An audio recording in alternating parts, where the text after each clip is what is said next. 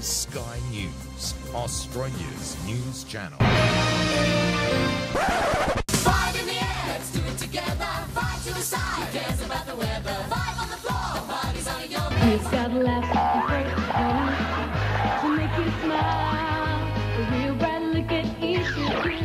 After all that style. Hello, David Hi, Simmons, how are you? and welcome. Thank you. Tell us about your directing style. I'm a live-to-air television director. I have worked on television drama and all forms of television. My kind of forte, the thing that I love the most is live television. So for me, the immediacy of being able to produce a show on one night and the next day walk into the network or the station or the production company and find out whether people liked it or not, for me it's amazing. How much control do you think a director should have?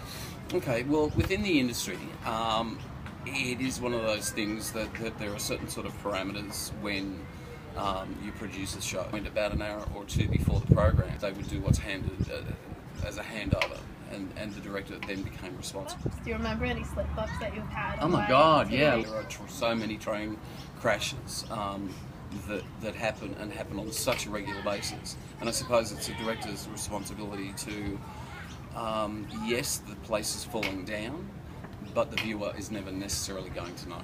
I was doing the Funniest Home Videos and jokingly said to the producer, let's open the show with an elephant. I'd love to use an elephant. And he said, great idea. Dave, that's excellent. And he came back to me about 2 or 3 days later and said, can't get an elephant, but I've got a camera. I went, awesome.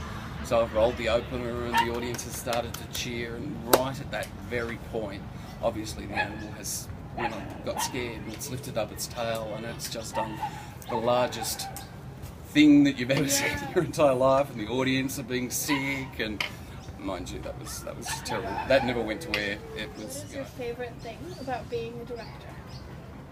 From nothing, you create a show, you create a look, you create a feel, you create a colour, and from that colour a feel.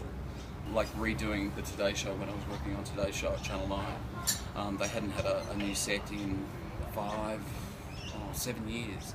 And so I got to redo the graphics, redo the music, redo the set, all that sort of stuff, as well as have it had an input into what the hosts would wear on set and off set. What kind of qualities do you think you need to be a director or to?